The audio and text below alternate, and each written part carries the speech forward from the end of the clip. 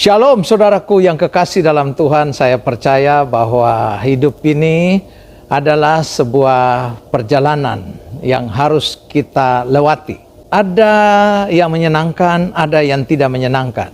Tapi jangan kita menjadi orang yang egois, mau menerima yang baik saja, tapi yang buruk terjadi dalam hidup kita, kita tidak mau terima. Karena kita percaya bahwa Tuhan selalu berjanji. Dia berkata bahwa tidak pernah meninggalkan kita dan tidak membiarkan kita. Dan ada janji Tuhan bahwa di mana kita berdiri, tempat itu Tuhan berikan kepada orang percaya. Itulah janji-janji Allah dalam hidup kita. Jadi kita sebagai anak Tuhan jangan selalu dalam ketakutan. Ketakutan, kekhawatiran itu boleh lewat aja. Dia tidak boleh menjadi bagian dari hidup kita. Kedua, musuhmu tidak akan kuat bertahan menghadapi engkau seumur hidup. Apa yang engkau lakukan berhasil. Itu sebabnya ada janji Tuhan dalam hidup kita. Tetapi apa yang harus kita lakukan? Yang pertama yang harus kita lakukan, kuatkan dan teguhkanlah hatimu. Jadi orang itu harus kuat. Jangan jadi orang itu terlalu lemah. Dunia ini dipegang oleh orang-orang kuat. You antibody turun aja, you bisa kena COVID. Bahkan orang-orang yang punya kekuatan secara fisik itu akan kuat bertahan di dalam akhir zaman ini. Bahkan saudara yang punya kuat mental akan kuat menghadapi setiap persoalan hidup. Tuhan mau kita kuat dan teguh. Kenapa ada kata teguh dalam firman? Kalau kuat saja, sewaktu-waktu kita kuat, sewaktu-waktu kita lemah. Tapi kalau pakai kata teguh, kuat dan teguh, apapun badai kehidupan, kita selalu menjalani. Apa yang harus kita lakukan dalam perjalanan hidup yang Tuhan inginkan? Dia mau kita itu memiliki prinsip kehidupan untuk tidak menyimpang ke kanan atau ke kiri. Saya mau ngomong sesuatu untuk saudara. Jangan jadi manusia itu terlalu pelin-pelan. Harus punya prinsip. Kalau orang memfitnah Anda benar, Anda tidak perlu takut. Tuhan membelamu. Kalau orang menjudge Anda, orang membuli Anda harus kuat. Jangan jadi orang yang bimbang. Dalam Yakobus berkata bahwa orang yang bimbang, dia tidak mendapat apa-apa dalam hidupnya. Orang yang bimbang, dia seperti gelombang laut yang diombang-ambing. Tuhan mau kita punya prinsip hidup. Jangan menyimpang ke kanan atau ke kiri.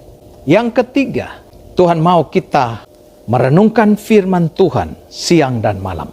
Jadi, firman itu menjadi acuan, menjadi pegangan dalam perjalanan hidup.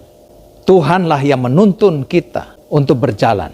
Alkitab berkata bahwa ketika Musa memimpin bangsa Israel, Tuhan berjalan di siang hari lewat tiang awan, dan mereka malam hari melihat Tuhan dengan tiang api. Ada penyertaan Tuhan dalam hidup. Mungkin hari ini saudara tidak melihat secara kasat mata bahwa Tuhan terlihat, tetapi you bisa melihat dari bagaimana Tuhan menyatakan mujizat-mujizat dalam hidup saudara. Bukanlah Taurat Tuhan siang dan malam, supaya engkau bisa menjalani kehidupan ini dengan kemenangan. Yang keempat, jangan kecut dan tawar hati. Apa yang saudara sudah pegang menjadi janji Tuhan, you jangan jadi orang yang gampang berubah. Gampang takut, gampang lemah. Kehidupan ini adalah milik orang yang kuat. Dalam perjalanan hidup kita tidak bisa merubah situasi masalah. Tapi yang bisa kita rubah adalah diri kita. Saya punya prinsip hidup yang saya pegang dari Alkitab, yang harus kita jaga, tubuh, jiwa, dan roh. Rohani kita harus jaga, tapi tubuh kita juga harus jaga dengan olahraga, dengan makan yang benar.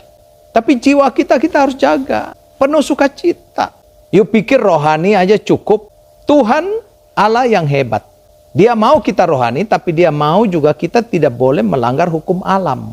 Alam meminta kita untuk supaya kita bisa istirahat, jaga tubuh kita, jaga makanan, jaga olahraga. Ini hukum alam yang Tuhan setujui. Hidup saya hidup yang sangat have fun dalam menjalani kehidupan.